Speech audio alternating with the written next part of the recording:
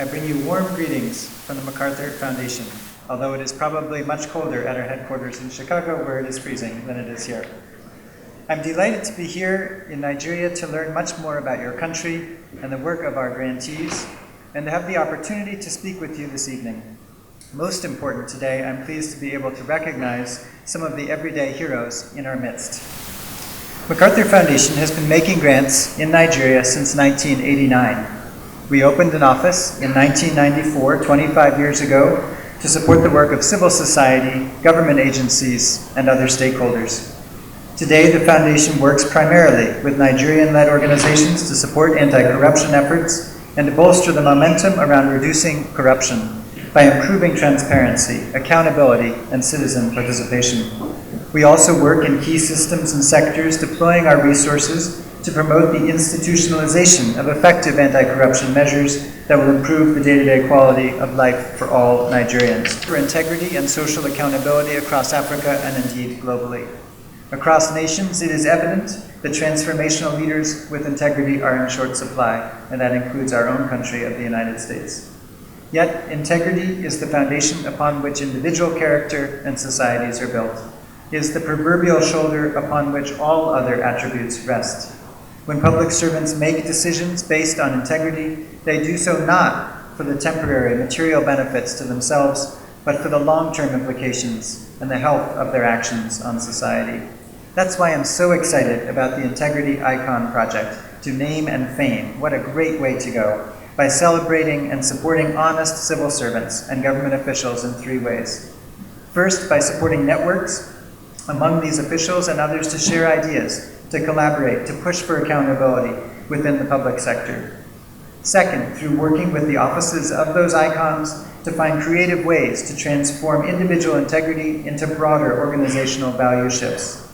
And third, to increase the reach of the campaign through additional media and social media engagement, radio and TV outreach, including through partnership with community and reality TV shows and an Integrity Film Fellowship for young Nigerians to support the campaign. And I was particularly glad to see that red carpet outside. Lots of people will no doubt watch that. I'm happy to see and hear from 5 Integrity Icon finalists in a few minutes, who are chosen from diverse institutions and sectors, such as police, education, and the Food and Drug Administration. Through your noble actions, you have ensured that procurement processes are fair and transparent, that educational institutions do not have ghost workers on their payroll. Police officers who work in the lucrative oil and gas sector fulfill their oath of duty by rejecting bribes, notwithstanding the personal, financial, and economic hardship they may face, and that students may not have to pay extra monies or provide favors to receive good exam scores. Congratulations to all 5 of you on your nominations and for being a beacon of hope to your communities and indeed to the entire world. It is an honor to be recognized by one's peers and an institution as great as Accountability Lab. Men and women of integrity are like moral magnets. People are naturally drawn to and encouraged by your good work. Yours is an invaluable task of protecting the nation. As duty bearers, your decisions, actions, and inactions have profound effect for the state, its people, and generations unborn. We salute your efforts. The ICON program illustrates the need for unconventional and non-traditional methods of fighting corruption that are not problem-focused and centered on notions of compliance and enforcement.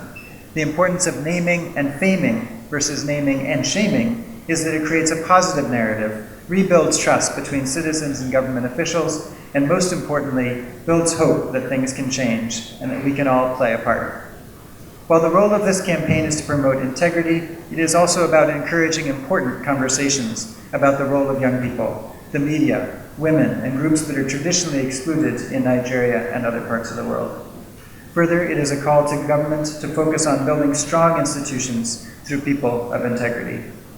At MacArthur Foundation, we believe that the Integrity Icon campaign is just the starting point. After these winners are publicly famed, Accountability Lab will work with them to build coalitions, push for reforms, and mentor others. On the issue of mentorship, MacArthur Foundation is also supporting Accountability Lab to undertake their Accountability Incubator Initiative. This initiative is an annual program to support 20 young Nigerian changemakers who are developing creative, bottom-up ideas for accountability and anti-corruption, and perhaps among them will be some Integrity Icon lead winners in the future. The project will choose a diverse group of participants from across Nigeria and bring them together for ongoing mentorship and network building, quarterly training and knowledge sharing, and sustained communications, fundraising, and advocacy support. Through this grant, we support the work of the selected young men and women and integrate the group into a vibrant ecosystem of accountapreneurs with projects that can engage tens of thousands of young Nigerians. MacArthur is very proud to support these initiatives. Let me close, please, by sharing a few reminders. The notions of integrity, accountability, and transparency are fundamentally interconnected. They define healthy, meaningful relationships between those who govern and those who are governed. They are also community-based values that challenge leadership to be responsible to the people they are appointed and elected to serve and to protect. Similarly, accountability is fundamental and essential for the smooth functioning of any democracy. It ensures that citizens can and do receive benefits from government. Accountability instills confidence and support for democratic institutions themselves and ensures that businesses and the private sector can function optimally and compete fairly and freely. Accountability is also at the heart of empowering people to perform well, demonstrate initiatives, and act responsibly. Finally, the values of accountability and integrity are core governing principles of community life and human, social, economic, and political behavior. These values inherently define the rights, responsibilities, and duties of both leaders and the people they govern. There's a symbiotic relationship between leadership accountability, integrity, and fulfillment of the social contract. Their constant implementation in Nigeria could play a crucial role in the reduction and prevention of systemic corruption and will improve Nigeria's fortune and that of its citizens. But the 5 of the integrity icons that we have today, we do owe you a debt of gratitude, and my generation does. Around our society today and look at older people who would inspire younger people and we can't find. We only see individuals who steal public funds and hide them in sockaway pits or hide them in their houses. Or we see public officials who take to violence to acquire political power at all costs. And that is why our elections today are signposted with all forms of violence and money politics.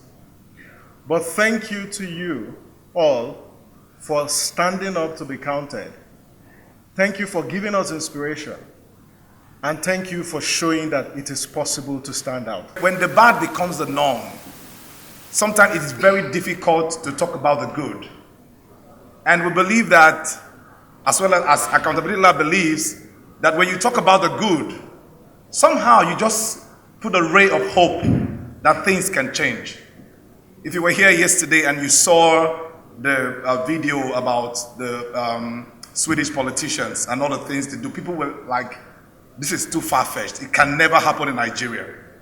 But the truth is that when you also listen to that same story, he said in the 19th century, this was not the case. It was really, really almost worse than what we have. But today, like a beacon to the whole world.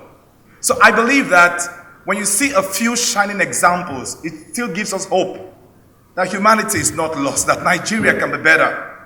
And when you hear the stories of our icons that you see, that you will get tonight, this evening, I don't know what this thing about tonight. So you will see that it is still possible to have integrity in the midst of pervasive bad behavior.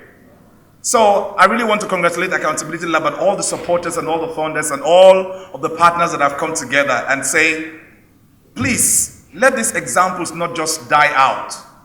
You know, follow the examples. That is the best legacy we can actually leave. The campaign called Integrity Idol was in 2019 changed to the 23 icon. So it was formerly Idol, then not Icon. As I only started, it was about 5 of us something. Then we went out to the streets of Nigeria and started about that. When we went out, we had a couple of volunteers and we started searching for one people and we were getting to somebody's office to get it together. You get into another person's company, they will say, are you kidding me? Are you joking? Are you serious? You better not do something that else you like.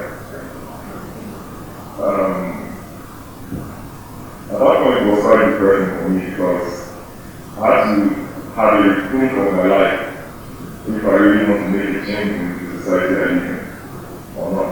But it's a daunting task.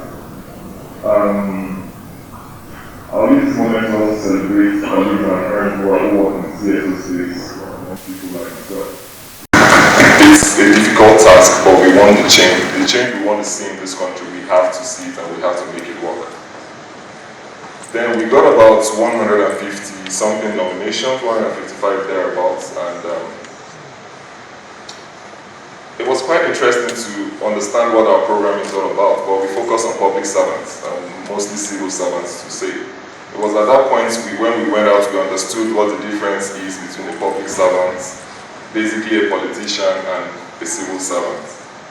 And part of the learning for us was you can never get a politician who is honest. It's a learning for accountability lab, as we know. I'm not sure if anybody can point one. Maybe I'm not sure friends in Transparency International is here. They have the corruption perception index. Maybe it's just a perception which we have, but it's really tough for us. Then we moved on to separate us, what we call drill down the nominations. What we do is we actually focus on public civil servants, then we have people still nominating friends and family from the private sector. So part of what the Integrity Icon does is you have to tell us 3 amazing things which these people have done in relation to citizens who are living in Nigeria. Another person has nominated his uncle because he gives him money to go to school. Learning for us still comes back to what does integrity mean to you and I. So we move on to the selection stage.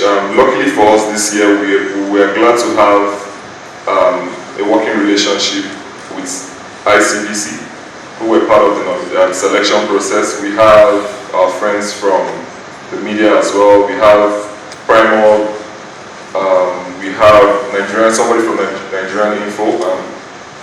We had a couple of partners and friends who supported the process. In their own experience, what do they think? So when we had drilled down the nominations we had 407 for 2019. When we had drilled down the nomination to do background checks and everything with our volunteers, phone calls, visits to the families, then we came down to the top 30. Then we called these people who we call the independent judges to a room to say we want you people to help us think through this nomination and decide who you think the top 5 are. So we presented them the information we've gotten about all these, the top 30 nominees. In that process, one of the things we learned, it was a difficult task. Basically, because we've done our own background work, we just present to them to go home to think about it. But it took them 2 good days. At the first day, they said, no, we can't have the final decision on this day. We have to go back to think through it. It was quite a daunting task because it was at that point we found out part of our livings now becomes how are these people exposed to corruption on the job. You can have an exciting young person who is doing amazing work, civil servant, who works as an admin person. That person might not be, pardon me, I'm trying to mention somebody's name, but no, I wouldn't do that. So that person might not be like another civil servant who is exposed to 30 million naira every day. So we had to think through that process and see what the nominations were. So we had to come down to the top 10, and eventually we had to score them on a scale of 5 to see what these people have done fantastically well. And we came up with the top 5. Congratulations to you once again. We're glad to have you here for the top 5 icons. Works with young people, and we find creative and exciting ways to fight corruption, as we say, or to promote accountability. Then we had to engage what we call film fellows. 5 young film fellows to help tell the stories of these amazing people, and they had to travel far and wide Nigeria. Sometimes you sit in your offices and we don't know what goes on behind the scene. And some pictures came back and the videos came back, and I saw where these young people, comprising of 5 persons there, but yeah, then they had to cross a river to get to one of our icons' village where she was. I was actually concerned because I didn't know it was that deep. So it brought us back to the nomination stage where you find out people are nominating people who are in the community working for you and I to ensure the services get to us. And I was wondering who is watching somebody in my village. Some of us reside in Abuja and we know what it is, but we don't even know what happens. The community, we've been talking about local government engagement, but we have amazing people doing things down at that level. So that's another learning for us. Then we move on. After telling their story, we engage citizens, what we call citizen engagement, part of the integrity icon process, to help them to. So these videos and these stories have to reach out to Nigerians. So these videos have to get out to reach out to Nigerians so they can come in contact with these stories and be encouraged to know like these people still exist. At some point, a couple of young people here at some point would have ended up in Nigeria to say we don't have hope. So at some point we find people always trying to relocate to some other country where there are greener pastures and trying to enjoy the services which are out there. But we have to remain here to build our own country. I got a question a couple of weeks ago and somebody asked me if I'm still going to stay on this job or what happens after maybe I move on to the next job. It got me thinking, do we still want the change we want to see in this society? I've seen a couple of young people who are passionate about this job and that drives me as well, so we need this change. So in the voting process, we want you people to know like these people still exist in Nigeria and these are the people that can drive the change we want to see in our communities. As we all know, Nigeria faces multidimensional issues, including in corruption, drugs, crime, and violent extremism. These evolving forms of organized crime pose immense challenges to the institutions designed to uphold the rule of law and good governance in the country. More than any other age group, young people are affected by this development. Often they represent the primary victims of this crime, and in some cases, they represent a significant group among the offenders. Counterintuitively, corruption appears to affect younger people more frequently than other age groups. We've had 2 corruption surveys which demonstrate some of these facts. Our 2016 and our 2019 corruption survey, which we've done in partnership with the National Bureau of Statistics, indicates that young adults between the ages of 18 to 24 are relatively vulnerable to be approached for the payment of a bribe, while the prevalence of bribery peaks at the age group of 25 to 34. Recent reports on cash or sex for grades in Nigeria tertiary institutions appear to confirm these preoccupying trends. However, while young people in most countries represent the age group substantially affected by crime, they are yet to find their voice. When it comes to advocating for laws, policies, and programs that will reduce our country's vulnerability to this phenomenon, and hereby enhance our collective chance to achieve sustainable development. The message here is you all need to find your voice. Whether you're young, you're not young, you need to find your voice and advocate for good things, including the rule of law, upholding the rule of law, integrity, and accountability of government institutions. First, we've launched the Global Education for Justice initiative that builds a new generation that embraces the culture of lawfulness. And it's very good to see the idols here that are going to be awarded already upholding that, demonstrating that attribute or virtue, I'll call it. demand from you, we have the tools, we have tools, online tools that you can download and utilize for different levels, primary, secondary, and tertiary, in upholding, in improving lawfulness in the country. Nigerian government in data collection, and my reference to the 2016 and the 2019 corruption survey is one of it.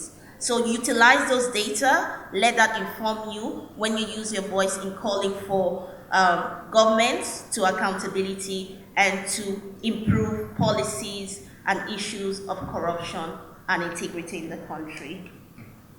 Thirdly, at a global level, the campaign on social media is a very good platform that helps you to speak out, to talk about what is happening. And I think we've seen a lot of that.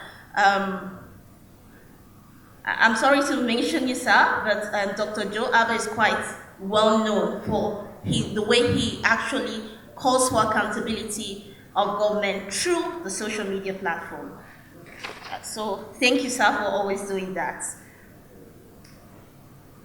And also, we'd like to encourage you to use things like what Accountability Lab is doing now through the Integrity Idol projects, integrity clubs like ICPC does in schools, to engage one another, speak to one another, and see how to collaborate to ensure that we have a corruption-free society and a society where integrity is always upheld. Finally, and most importantly, you need to become role models. So thank you to the 5 awardees tonight who have demonstrated, who have become role models for others to follow. They become models of a culture of lawfulness and civility among the citizens. Our attitudes towards corruption, we hope that you learn from their attitudes towards corruption. And we hope that you continue with these virtues that you've demonstrated. You have everything you need in your hands, and we have everything we need in this country to make our change. So I wish you all congratulations and thank you.